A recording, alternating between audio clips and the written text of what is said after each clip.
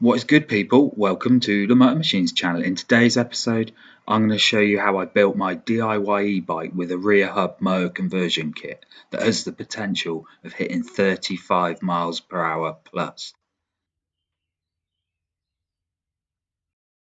First then, I've never done this before, so I'm a complete novice. I've watched a few videos online and realised it's a reasonably easy process.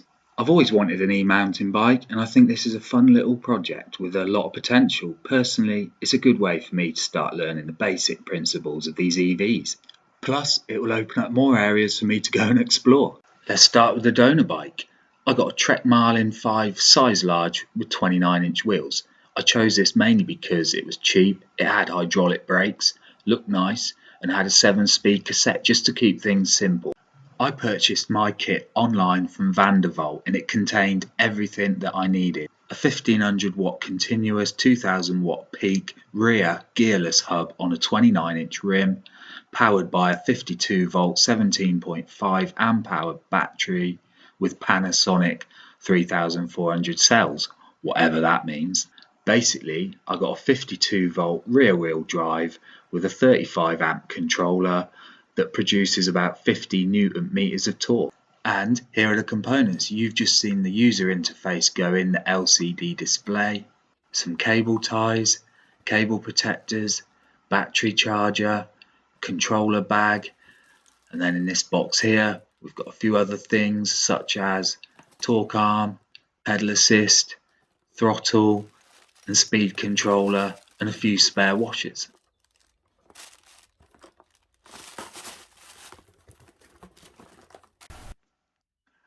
First job was to remove the rear wheel, take the tyre off, protect the rim with some sort of tape. I didn't have the rubber stuff, so I used electrical tape. I just wrapped it round 3 or 4 times.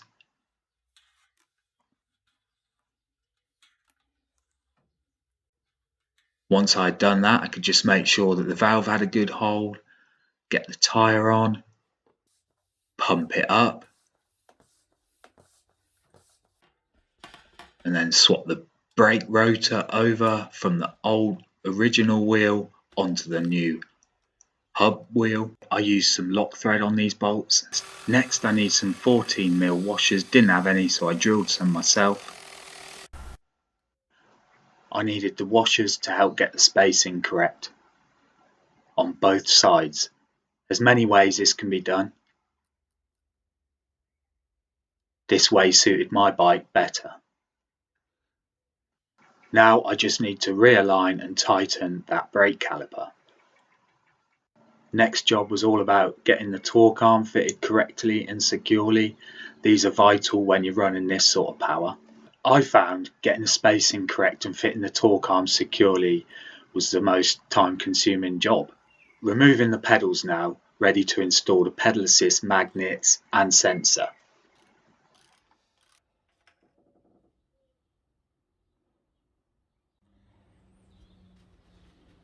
Once everything's removed, I can just fit the sensor on here facing out like so.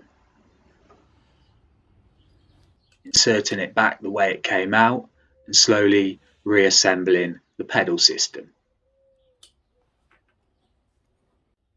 All I need to do now is put the magnet sensor on,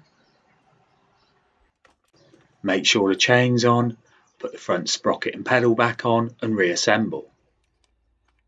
Like most DIY builds, you'll come across an issue or two. I've realised that the lowest gear is catching the rear hub, so to try and resolve this, I removed the screw out of the derailleur and put on a washer, but it didn't really help. So the next option would be to get the Dremel out and take some off. That's for another day. Once those tedious tasks were done, I could see the finish line now, and I fitted the battery mount and the Mucky Nuts gut protector. I then fitted the controller, the only place possible as there was not much room left in the frame. Plus I added this side stand. Next phase was about tidying up the cables, routing everything somewhere near, then I could move on to the thumb throttle. setting up the controls in the cockpit. As you can see, it's nearly complete. I've just added the rear and front mudguard. Finally then, it's complete. Overall, I'm very proud of my first e-bike build. I'm well impressed, but obviously the proof is in the pudding. I've got to test it yet. But I have obviously given it a little twist, a little thumb, in the garage, and a pedal. All worked. Also though, extra was, if you pedal backwards, it seemed to go forward. So again, I quickly whipped the pedals off. Then I changed that magnetic sensor around. It made no difference, so I swapped it all back round again because I did think I had it the right way the first time. That was really my only problem. Then I had to go into the settings just to make sure that the wheel size was correct, and also I wanted to change kilometers per hour to miles per hour.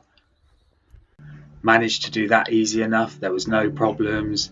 It's very straightforward. Oh yeah, and if you hadn't noticed already, I debadged the wheel and hub just purely because I want to keep it as stealth as possible. Now, how long did it take me? It took me about 4 hours. I really took my time. I didn't want to rush this job because it's my first build. I didn't want to cause an expensive mistake or make some silly schoolboy error. So I just took my time with it really and made sure that I was 100% happy with everything that I did to it.